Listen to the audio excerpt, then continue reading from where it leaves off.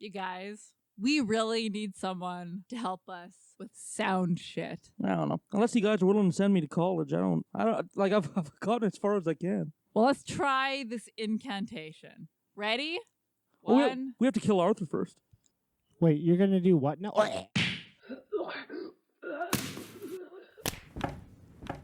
Well, seeing as how it's already choking me, I'll just die.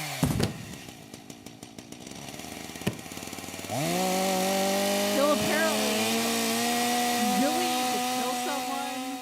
But like, if you read the ingredients list above the incantation, it says 1 human. So Beautiful. Yeah. Okay, let's all say it together.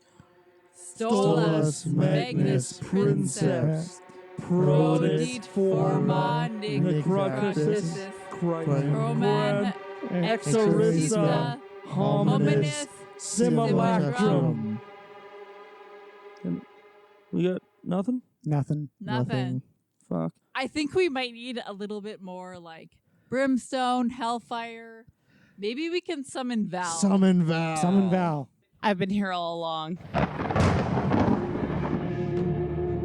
In your hearts.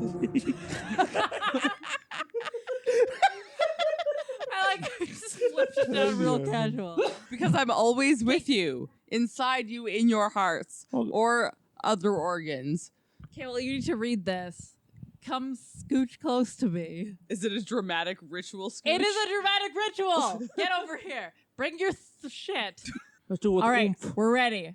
Solus Magnus Princeps Prodit Forma Necrosis Corman Exorcista Hominis Simulacrum. And let it be.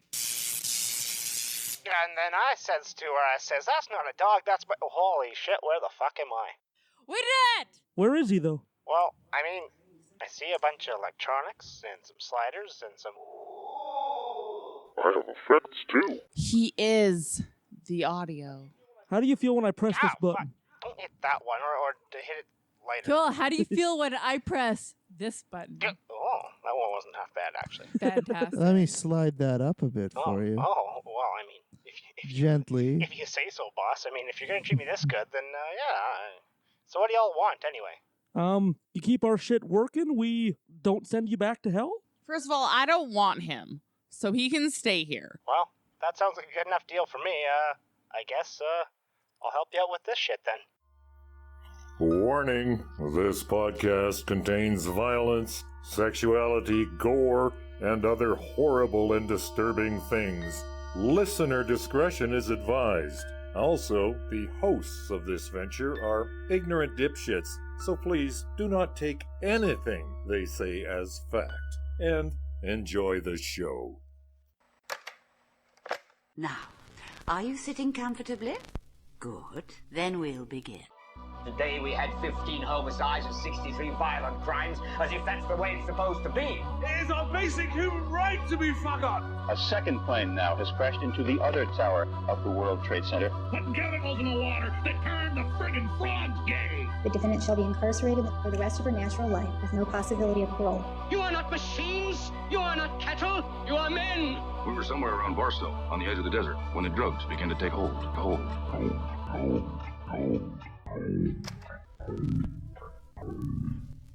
Occultae Veritatis.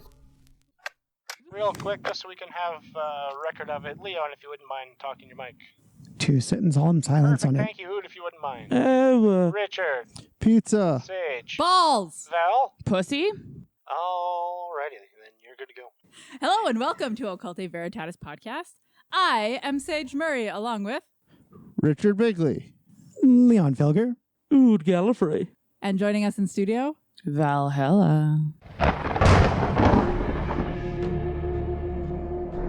All right, so, this episode is a little bit of a departure from something that I would normally cover, but it was such an intriguing story that I had to do it. So before we get started, let's have some poison. So, what's your poison?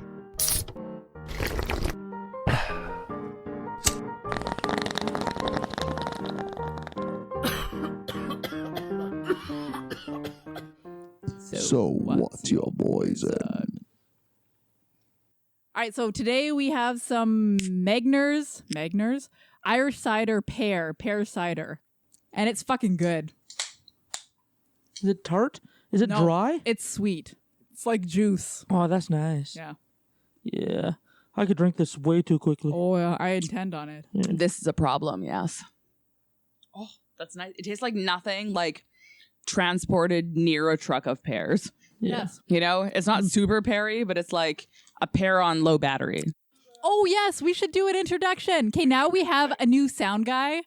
You want to be referred to as Radio Demon, eh? Or just the demon. Just the demon. Can you guys just ask the demon to put a picture up there? Right now it's Lee Harvey Oswald being shot by Jack Ruby, so... Yeah, hey, Demon, why don't you put Natalie Wood up there? I will do that, thanks. She's really pretty. All right, what does everyone think? Oh, no, it's... Like I said, it's dangerous, because, like, it tastes just like apple juice. Like, I can barely detect any alcohol, so I can see myself, like, getting right fucked on, like, a bunch of these. Oh, yeah, you could just, like, fucking hammer it. Cider. Actually, I was the one who told Ood to buy these. And then when we were downstairs, he's like, please, Sage, I am hurting for this pear cider. And I was hurting for it. And it is so good. Yes. I love ciders of all sorts. I particularly love pear cider because they taste like Nest Creek. Yeah. And I'm going to give this 1 Hoover Dam out of 7 Three Gorges dams and a Gardner dam out of... Did I already say out of? Was there already a denominator? Yeah, you did. That's all right. Divide it twice. Fuck it. I'll allow it. The rules of mathematics be damned. Out of 4. Out of 4. I like it. It doesn't have a whole lot of pear taste. Like it's very sweet, but there isn't a whole lot of that like pear flavor, and it's very bubbly. And it's very cold. And it's certainly not a dry cider, is it? No. It's a very sweet cider. And it's, well, you end up with, a couple of hot days in a row. And I think these would go down very, very well with that. Oh, shit. Yeah, okay. I will give it like a 9 out of 10. I'm not usually a huge fan of super sweet ciders, but this one is like just right now because it's been so fucking hot here the last few days. And our air conditioning died yesterday, and it was hot as balls. I'll go 8 out of 10. I want to give it 4 cheap mermaid Barbie dolls out of 1 Miss Vanjie, because it's delightful but not overpowering. All right, are we ready? Yeah. Yes. My first guest is a young lady who, I think she's the only actress about whom you could safely say, I used to see your movies as a kid. A genuine child actress, and she has aged most gracefully, don't you think, ever since? Will you welcome Natalie Wood?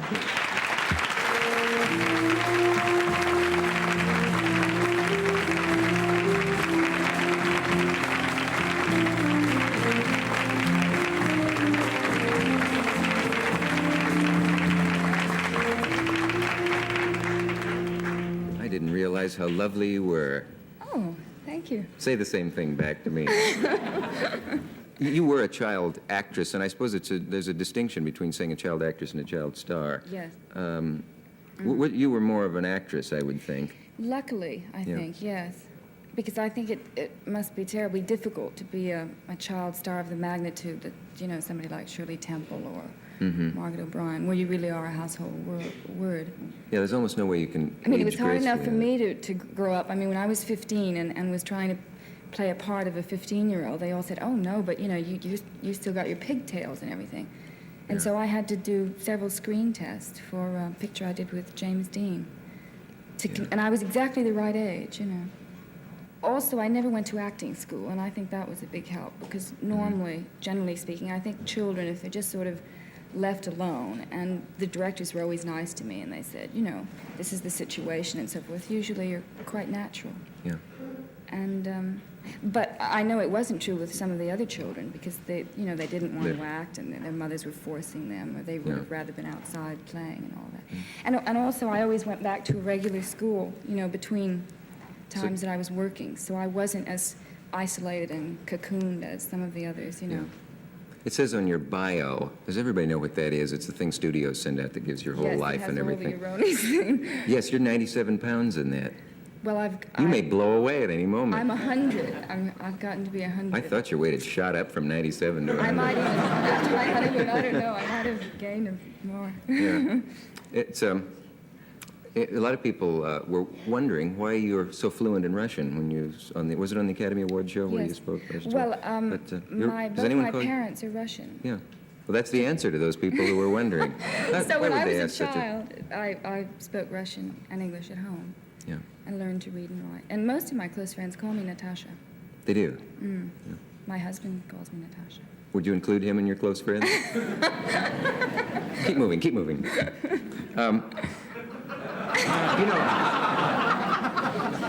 I met you at a party one time. This is not a fair thing to do on the air because you wouldn't remember, but there's always that compulsion to say, I think I do remember. I do that. But I was working for Jack Parr years ago, and I went to a party for a lot of celebrities. I can't remember exactly what it was.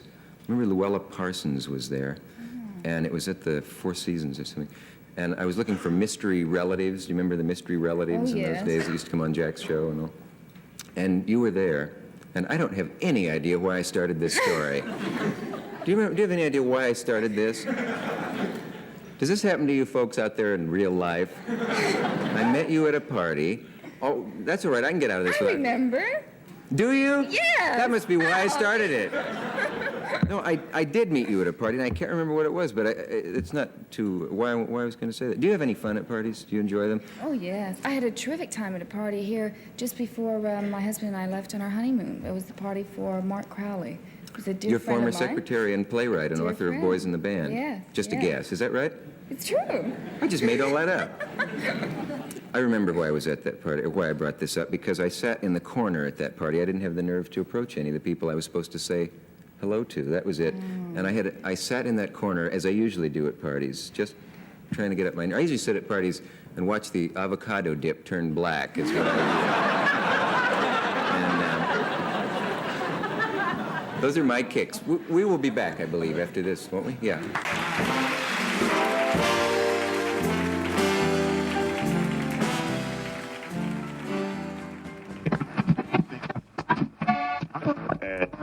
Okay, so born Natalia Nikolaevna Zakharenko in 1938 in San Francisco, California, to Russian immigrant parents. She was later known as Natalie Wood, and that's what I'm going to be referring to her as. The family grew up fairly poor, but they seemed to be very close and loving, always taking Natalie to watch movies whenever they could. Natalie's mother actually had dreams of becoming an actress herself, which she seemed to have transferred to her daughter. So shortly after Natalie was born, the family moved to Santa Rosa, and she was noticed by members of a crew doing a film shoot. This was enough for her mama, so the family moved to Los Angeles shortly after to pursue an acting career for baby Natalie. A few weeks after her 5th birthday, Natalie made her acting debut in a 15-second scene on Happy Land, which is an old movie. Are we good? It's a hot mic. You're a hot mic. Thank you. I've danced under that name. That's so nice. Hot mic. Yeah. So did Ood. I thought we copyrighted those things.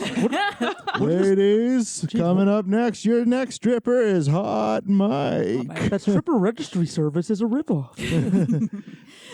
Even though it was a tiny part, Natalie impressed the director so much that he remained in contact with the family for 2 years and kept them posted whenever parts came up. Eventually, the director called them and told Natalie to come to a screen test. Natalie, then 7, got the part. She played a post-World War II orphan opposite Orson Welles in Tomorrow is Forever. And Orson Welles is kind of a big deal, and Tomorrow is Forever is kind of a big deal movie.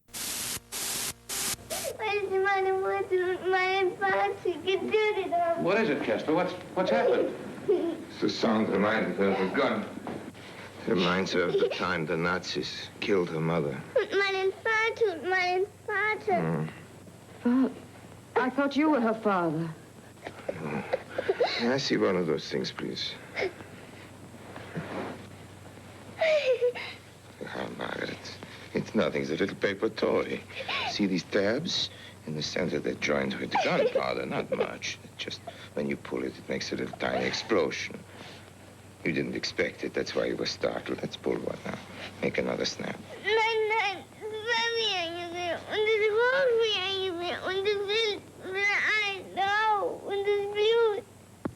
Didn't she say something about blood? It makes her think not only of the sound, but of the smell of gunpowder, of the sight of blood. Good heavens, surely she didn't see. Yes, she did. Sounds like a sci-fi movie too. I think it was a like a war movie. Oh, I guess. Yeah. Maybe it was before the time. Mm-hmm. Yeah, it was like right after World War II. Oh yeah. So a terrifying bit of trivia that I came across is that when Natalie was unable to cry on cue during this film, her mother would stand in front of her and tear a butterfly to pieces to ensure that the child would sob when she was supposed to. Apparently that's a really popular thing. Like someone who worked with Keanu Reeves once, I can't remember the name, but a lot of female actresses have said that like the director has encouraged all of the male cast to scream horrible things to ensure that those tears were real and that face was genuine.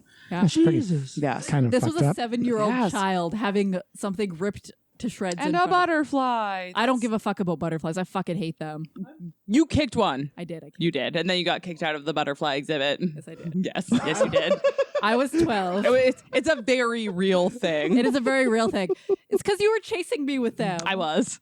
Because I was obviously controlling the butterflies to mob you, and then you kicked one. No, and they you were like, you had one on your hand, and that's when I kicked it. I do. Yes, I do remember And then that. I killed it, and then they kicked me out. Yeah, because you murdered a butterfly. I did. Fucking rude. You're saying there was one death in your sibling squabble. Yeah. That of So the far. butterfly. There's plenty of time. Yeah. So she also really impressed her co-star Orson Welles, who described her as a born professional and, in quotations, so good she was terrifying. Oh, okay. Well, that's nice. Yeah. So apparently, like she was like hot shit, real deal, really good actress. Natalie did another movie before getting her big break moment on Miracle on 34th Street, where she played Susan Walker, who's like a super main role in the movie. She's like that little girl that doesn't believe in Santa or believes in Santa. I haven't seen that movie in many years. Yes. There's definitely Santa. I think Santa goes to court. That's what I seem to remember. Yeah, and she's like the little girl that like made all that happen. I see. The film was so popular and Natalie was so beloved that Macy's, the department store, invited her to appear in the store's annual Thanksgiving Day parade, which is like a huge deal. Macy's Day Parade, that is huge. Yeah, it's fucking huge for like American people. She did a shitload of other movies in her teens and early adulthood. Go Google them. I'm not going to list them here. She eventually hit her turning point with her casting in A Streetcar Named Desire in 1951. So after the fame that came from that, such a big movie, she kind of fizzled for a while. Like the term washed up was kind of thrown around for a bit. Yeah. But then she bounced back, and her next big role was as Maria in the 1961 film adaptation of the musical West Side Story, and she like fucking killed it. She went on to act in a zillion other movies. All right, so on to her personal life. So in 1956, she had a relationship with Elvis Presley that was by all accounts unconsummated, because if you know anything about Elvis, he just really liked to have young girls around, not fuck them. Oh. Yeah, it's weird. We should do an Elvis. Interesting. Is it because of his religious beliefs? I think so. Jeez. He did end up married. It's a different episode, but yeah, he just like he had like to have like a harem of like young, gorgeous women around him. Yeah. But then just like not fuck them until Priscilla. I wonder if it was for him or for the publicity. I don't know. No idea. But yeah, that's the picture. I just feel like having a harem of young people that you weren't fucking sounds like a lot of work. I'm not gonna lie. Yeah. Like, I don't know where your juice boxes are, and On the like I don't fucking have drama. enough granola bars behind the driver's seat right now, and that you want sounds me like to just unpaid pipe down, babysitting. or I will turn this car around. That sounds exhausting, truly. Yeah. So she was married a few times and had a kid and acted in more movies. In the 2001 biography of Wood by Suzanne Finstadt, it's alleged that Natalie was raped by a very powerful actor when she was only 16. From the book, this is in quotations. Though her 5 close friends' memories of some details or timing differ after 45 years, the essence of what each recalls Natalie confiding to them is the same. That the same married film star lured or tricked Natalie, raped her so brutally she was physically injured and she was too frightened or intimidated to report it to the police. Natalie hated her former screen idol afterward, shuddering if she heard his name.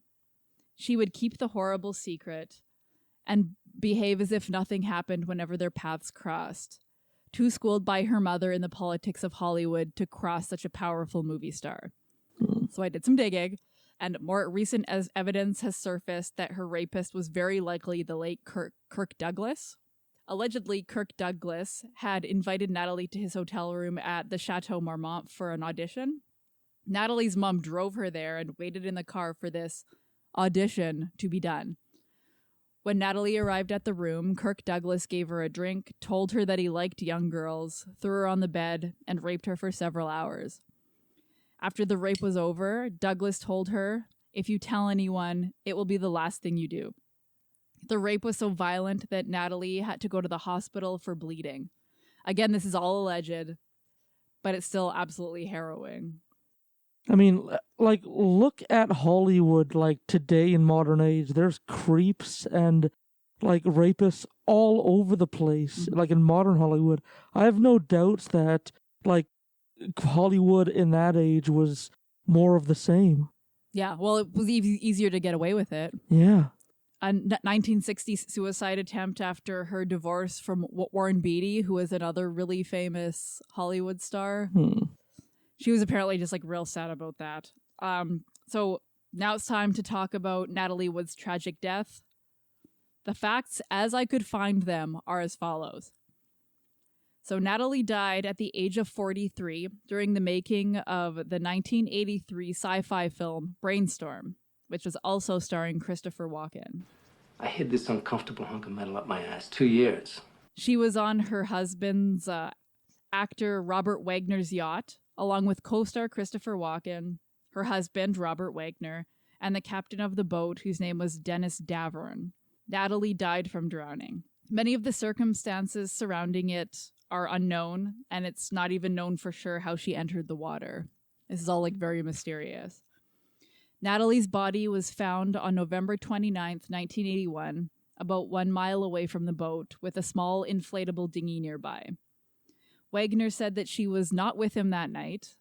Also, an autopsy report found bruises on Natalie's arms and body and an abrasion on her cheek, but no indication as to how they occurred. The captain, Davern, told cops that Wood and Wagner had argued that night, which Wagner denied until his memoir was published in 2008, when he did admit that they had fought. Christ. Yeah. That seems kind of like an inconsequential thing to keep hidden for that many years. Yeah. From 1981 to 2008.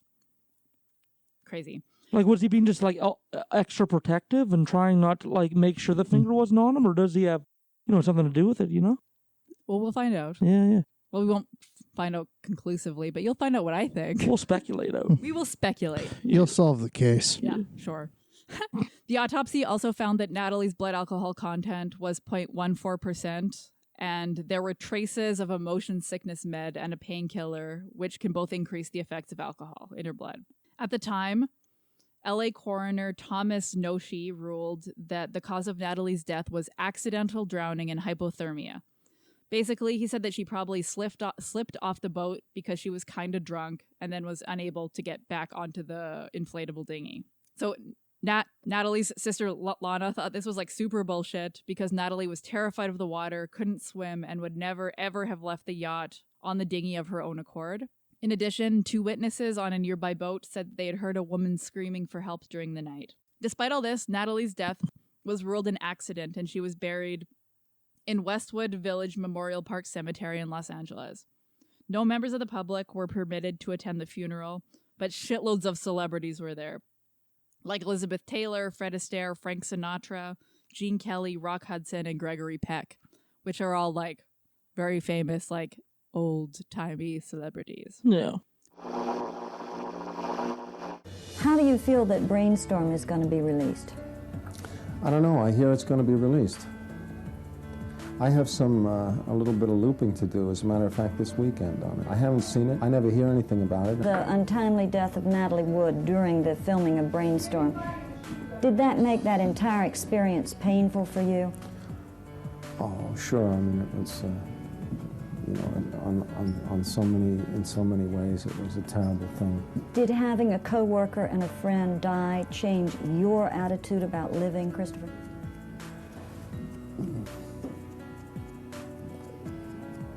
Well, I suppose, confrontation with the sudden absence of somebody you're working with and for anybody, it's bound to make a difference in your life. Yes, sure. How do you feel about the way the media handled the fact that Natalie Wood did die during the shooting of Brainstorm? How do you think that was dealt with? They handled it, in the only way they could. It was a shocking thing, and I think everything happened that was going to happen that way. Do you think that the real story of Natalie Wood's death has actually come out? The real story of her death is that she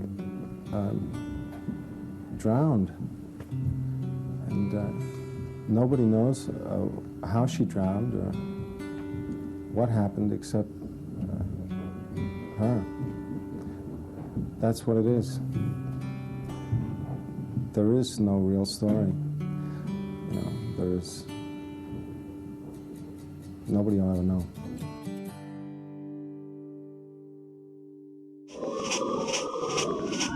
But I put like 4 U's in that sentence. But in 2011, the case was reopened. Remember Dennis Davern, the ship captain? Well, he publicly stated that he lied to the police that Natalie Wood and Robert Wagner had argued that night. The truth was far juicier. He said that Natalie Wood had been flirting with Christopher Walken, that Wagner had been enraged and jealous. He also said that once Wood's disappearance was noted, that he was prevented by Wagner from turning on the searchlights to look for her. Davern straight up alleged that Wagner was responsible for the death of Natalie Wood. Now, you went to her stateroom and she was gone. I went to Did you go to check on her? No, when they were fighting, and it was very, very loud, and you could hear things being thrown around the stateroom. It was just a whole lot of noise and a whole lot of yelling. And I started to get very concerned, so I knocked on the door. And Robert Wagner opened the door and he says, "Go away." I said, "Well, I better go away," So I went up to the pilot house, and I turned the music on because I didn't want them to think that I was eavesdropping. You hear this going on in the stateroom. They're throwing things around in there. There's nothing to throw in there except luggage and belongings and that sort of thing, right? Correct. So you go there, he tells you to go away. Then it gets quiet, right? Yes. When everything got quiet, I thought something just isn't right. So I went to the back of the boat, and Robert Wagner's standing at the back of the boat. And he looked at me and he said, "Natalie's missing." I thought, I really couldn't comprehend it. He said, "Search the boat." That can't take, that's this long. No, that was very quick. You get back to Robert Wagner, who's standing still on the back of the boat? Yes. Okay, so it's obviously she's not on the boat. Obviously, no. Okay, so your conclusion is what? I just didn't know, Well, she's either on a boat or she's in the water. I said, we need to call for help. I said, we had a big searchlight on the top of the boat. I said, I'm going to go turn that searchlight on to see if we can see her. He says, "Don't do that." I said, "Don't do that." I said, "We need to call somebody. We need to call for some help." And he said, "No, we're not going to do that." You're the captain of the boat, and you've got a passenger likely in the water. Why do you not do what you have to do? I was never the captain on the boat. When he bought the boat, he hired me to maintain the boat. RJ was a great boat handler. He was always in charge. He was the one that, I was the one that tied the lines. He was the one that drove. As a common sense person standing there, did it not occur to you to look for someone in the water? If they're not on the boat, they're in the water. You could see the look on his face. I was a little bit on the scared side. You were afraid for your life? Correct. Natalie Wood's distraught sister is demanding answers in the mysterious death of the legendary actress 36 years ago. Lana Wood believes Natalie's now 87-year-old husband, Robert Wagner, is not telling everything he knows. Stand up and tell me the truth. I know things go bad. I know people lose their tempers. I know bad things happen when you don't want them to. So stand up and tell me that. Tell me what happened to her. The Hollywood icon who starred in West Side Story and Gypsy drowned on a weekend cruise aboard this boat, the Splendour, in 1981. Now, after all these years, Robert Wagner has been named by police as a person of interest. It's exhausting to live like this. Everybody says, oh, well, closure, closure. There is no such thing as closure. Lana Wood is a former Bond girl who appeared in Diamonds Are Forever. I'm plenty. But of course you are. She spoke with Inside Edition about her sister's death in 2011. Natalie, Robert Wagner, Oscar-winning actor Christopher Walken, and the Splendor's captain Dennis Davern were all aboard the Splendour that fateful weekend. Davern is telling 48 Hours' Aaron Moriarty that Wagner and Natalie had a violent argument before she drowned. RJ went into the room, started arguing, yelling, things being thrown about. Wagner has always said he believes Natalie tried to climb into a dinghy, fell into the water, and accidentally drowned. Lana is skeptical. She would have never in a million years left the boat undressed. Undressed? She was in a nightgown. Natalie's body was found next day by local restaurant owner Doug Bombard. He showed Inside Edition the exact spot. It was probably about 30 to 40 yards right in that direction right there. She was wearing a nightgown in this red jacket. She was hanging under her jacket, feet down, hair all over the place, but that was her. It was the end of a Hollywood legend's life and the beginning of an enduring Hollywood mystery. I don't imagine that even when I know there's going to be a single day that passes, I don't wish Natalie was here and wish that I could talk to her. This is a clip of Lana Wood confronting Robert Wagner around 2018 about his involvement in Natalie Wood's death. RJ, I just wanted to ask you one thing. I'm really sorry. I know the pain that you're going through and that I'm going through. You know, I know this has not been any easier for you. I know that. But everybody is going to drive me absolutely insane until everybody knows. You know, why won't you speak to the detectives? They're super guys. Clear yourself if you can. Why would you even bring up anything like that? Because I'm hounded with it every single day. Do you realize what you've done? No, what have I done? Do you know we have a family? Do you know what you've done to the family? Yes, I know. I'm not a part of it, thank you. But yes, we have a family. I'm amazed that you'd even talk to me. Why wouldn't I talk to you? I've known you since I was a child. No, I've known you since you were a child. Yes. Yeah. Yes. Yeah. What? Can they go away? I don't know. The young man. Anyway, I have talked to everybody. What do you? I don't know. Kevin and Ralph. I don't accuse you of anything. You accuse me of murdering her, of taking all these positions. It's incredible. I can't believe that you'd do something like that. I just can't believe it. But RJ, you've changed your story. I haven't changed anything. You've never said anything to me. I have never changed anything. You never for 1 minute stopped and said, this is what happened. I know it's going to hurt me.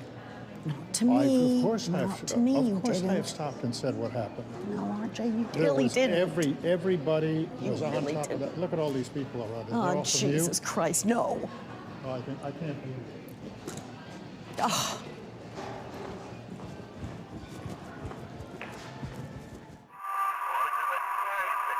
For what it's worth, Christopher Walken hired a lawyer and cooperated with the whole investigation. He's not considered a person of interest. Good. That would be terrible. Yeah.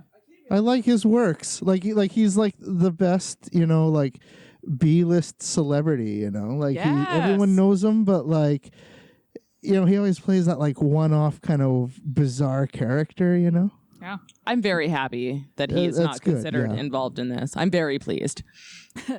So in 2012, the new Los Angeles coroner amended Natalie's death certificate and changed the cause of death from accidental drowning to drowning and other undetermined factors. It included a statement that it was not clearly established how Natalie ended up in the water. Detectives instructed the coroner's office to neither comment nor discuss the case. On January 14th, 2013, the coroner's office offered a 13-page addendum to Wood's autopsy report, which included that Wood might have sustained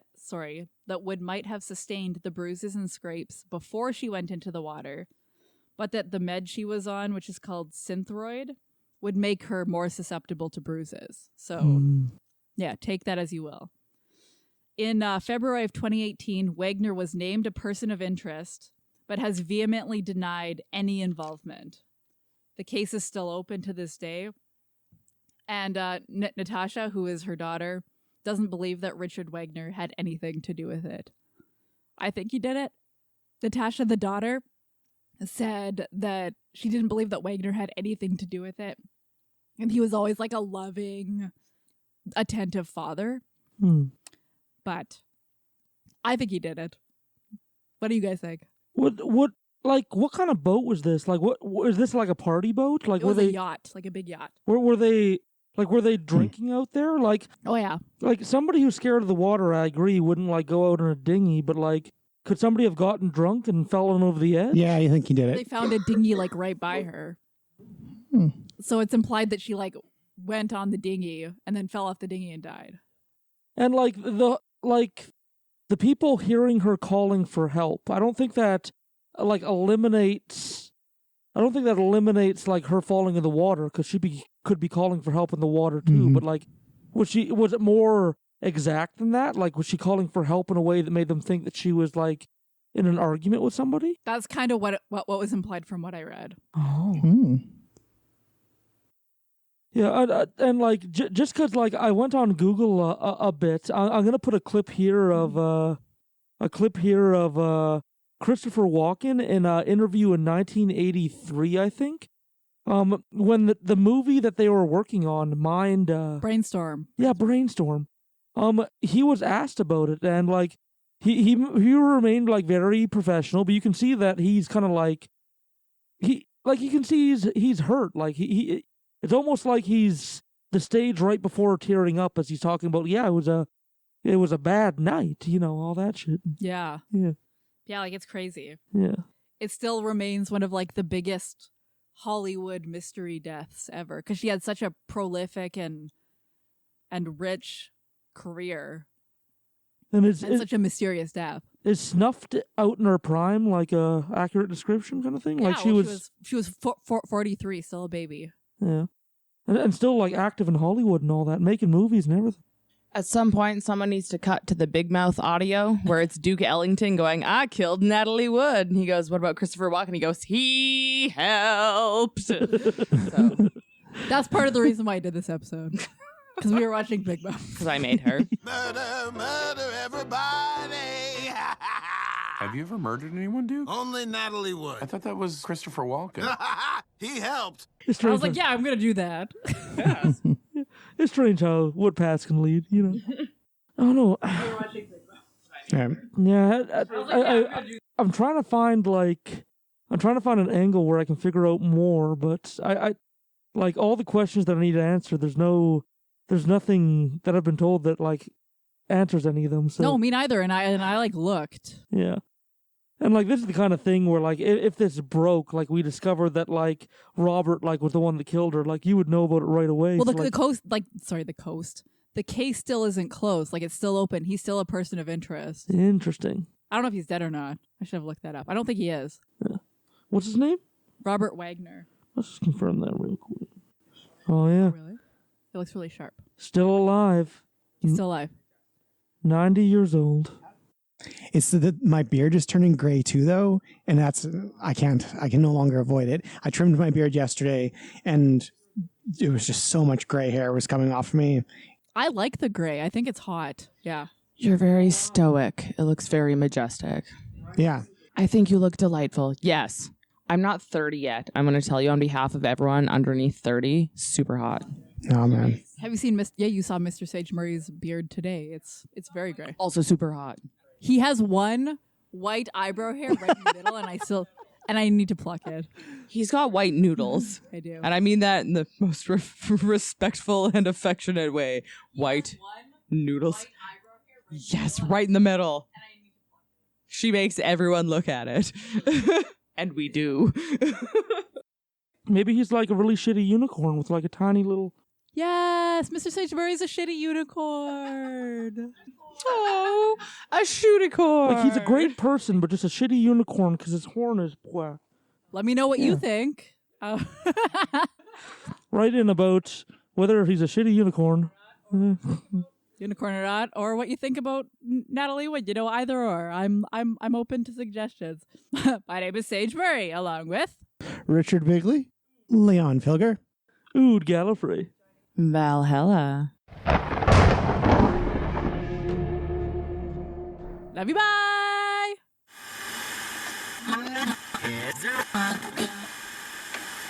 This is The Three Little Pigs, read by Christopher Walken. Enjoy and see you in the after show. Hello, children. Are you sitting comfortably? Then I'll begin. Once upon a time, there were three little pigs, and they each decided to build themselves a house.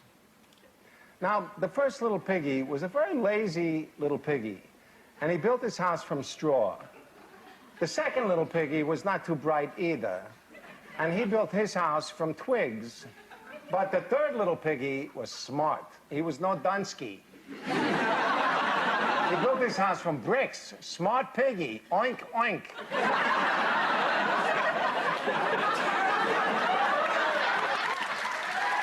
Anyway, in the same village, there was a wolf.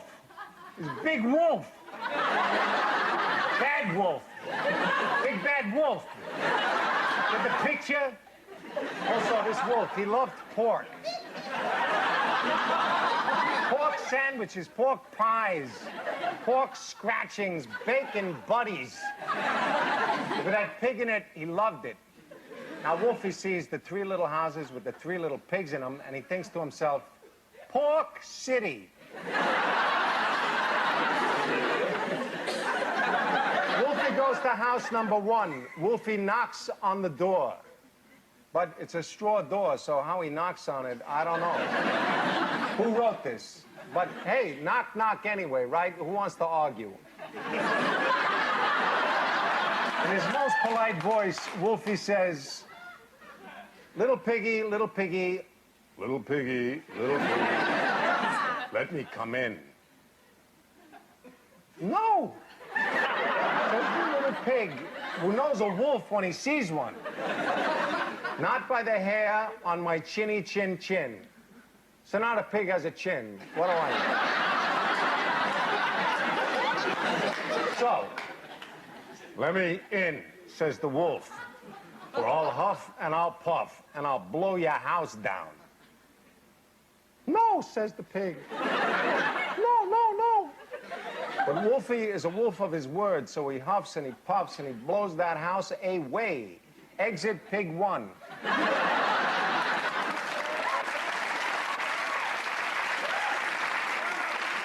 Pig 2, same story.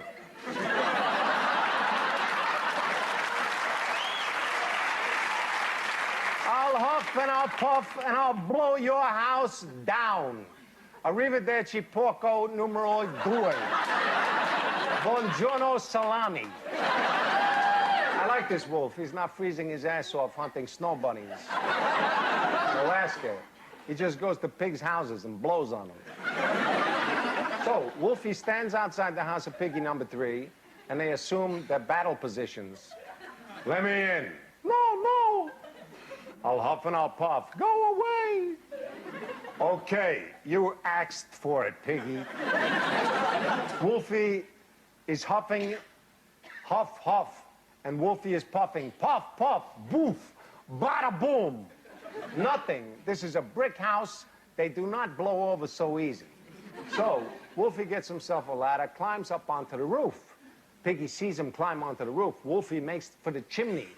Piggy lights a fire in the grate. Wolfie goes down the chimney. He burns. Wolfie burns. Wolfie burns, and Piggy lives. Happily ever after.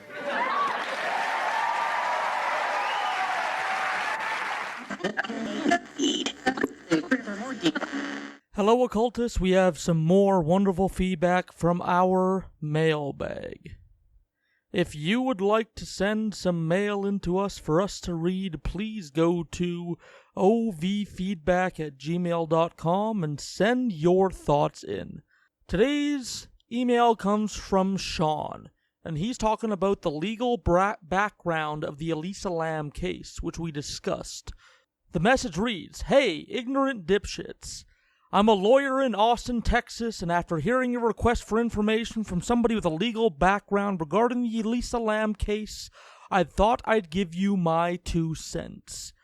The rub that leans me in favor of ruling against the hotel is the fact that the roof was a hot spot for activity. Ood mentioned that there were cigarette butts, condoms, and bottles up there. This would have given the hotel employees that inspected the roof what we call an attractive nuisance, and the hotel should have prevented people from going up there by installing a lockable door that would have been cheap and easy to install. Although a property owner normally doesn't have a duty to protect a trespasser, if the owner knows that the property is a magnet for trespassers, he or she has a duty to protect trespassers from any dangers on the property. This is why residential pool owners are required by law to surround their pools with fences. Swimming pools are considered attractive nuisances and have resulted in many deaths following the lawsuits." Yeah, that's something I was thinking about. It reminded me a lot of a pool on personal land. Even though the pool is on personal land, is on residential land that you own, it's still up to you to protect it from the possibility of toddlers wanting in. Because, like Sean said, it's an attractive nuisance. Continuing on, the logic of the judge in the Lam case is probably not focused on the roof itself, but the water tank. She would have to climb a ladder, open a 20-pound lid, and then climb into the tank. If the tank was just a hole in the floor, it's likely to have been an attractive nuisance. But since a trespasser had to go considerably out of her way to get in the tank, past structures erected by the property owner, the judge thought otherwise. Yeah. Oh, I mean, thank you for writing in. We really needed that perspective from a legal side, because I know there's a bunch of not necessarily counterintuitive, but little details within a case's information that can change the whole case. So thank you very much, Sean, for writing in. He ends off, "Keep up the good work and hail Valhalla." I agree. Hail Val. Thank you for writing in, Sean. You provided us some much-needed perspective. If anybody else would like to write in, once again, ovfeedback@gmail.com. You guys have a wonderful night. Remember, you don't have to be, quote-unquote, good at art to participate in it. The enjoyment of making art should be something that belongs to everyone regardless of skill. So draw away even if all you can draw are stickmen. I'm in the same boat you are. From Occultae Veritatis, I'm Ood Gallifrey. Good night.